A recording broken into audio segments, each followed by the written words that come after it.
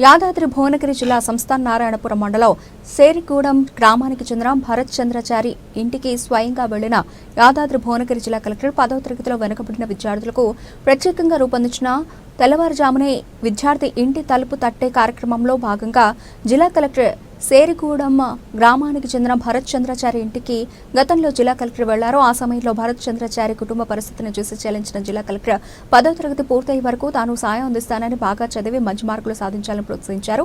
ఏ అవసరమున్నా తనను సంప్రదించొచ్చునని ఆయన కుటుంబానికి ధైర్యం చెప్పారు.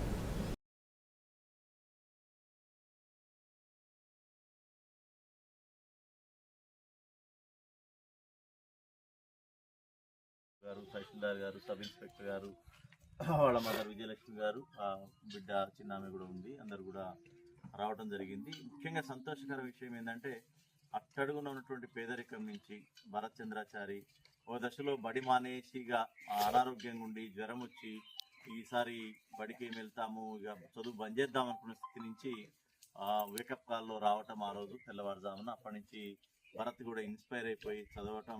ఇంత పేద ఇంట్లో దాదాపుగా నిల్వ నీడ కూడా లేదు, పేరుకే అది ఒక చిన్న గది, దాంట్లోనే బాత్రూమ్, దాంట్లోనే అన్ని కూడా వంట అంతా ఎవ్రీథింగ్ ఉన్నటువంటి పరిస్థితి. ఇది ఆమెది కూడా కాదు, భరత్ చంద్ర వాళ్ళ మదర్కి సంబంధించింది కాకుండా వాళ్ళ మేనమామలకు సంబంధించింది. అక్కడ ఏదో పుట్టిగా కిరాయికి ఇచ్చుకుంటూ ఉన్నటువంటి పరిస్థితి. అంత పేదరికం నుంచి భరత్ కష్టపడి, అంటే నిజానికి చదువుకునే వ్యక్తులకి పేదరికం అడ్డంకి కాదు, ఎన్ని కష్టాలు వచ్చినా మంచి ఫలితాలు సాధిస్తారనటానికి భరత్ చంద్రాచారి ఒక గొప్ప ఉదాహరణ.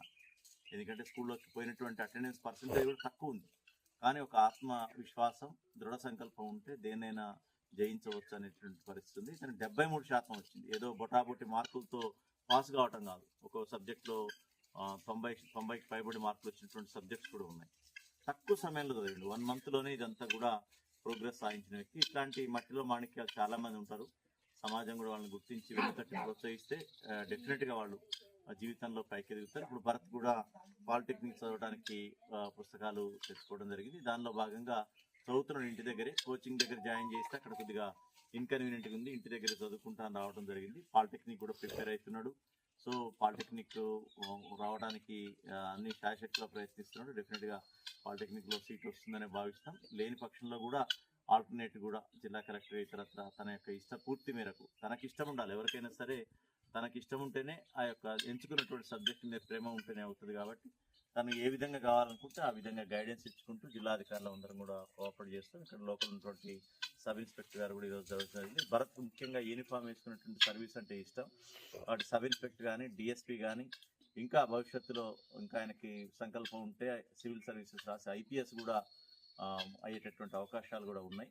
డెఫినెట్గా ఇట్లాంటి వాళ్ళే ఒక జీవితంలో ఒక టర్నింగ్ పాయింట్ ఉంటుంది. డెఫినెట్గా జీవితంలో పైకి ఎదుగుతాడని అన్ని విధాలుగా జిల్లా కలెక్టర్గా తన జీవితంలో ఎదిగేంత వరకు కూడా సహాయపడతానని సందర్భంగా తెలియజేస్తూ మరొకసారి భరత్కి మనస్ఫూర్తిగా అభినందన తెలియజేస్తూ, కంగ్రాచులేషన్ తెలియజేస్తూ మనందరం కూడా భరత్ని దీవిద్దాం. అతని యొక్క భవిష్యత్తుకి మనందరం కూడా ప్రే చేద్దాం. Thank you.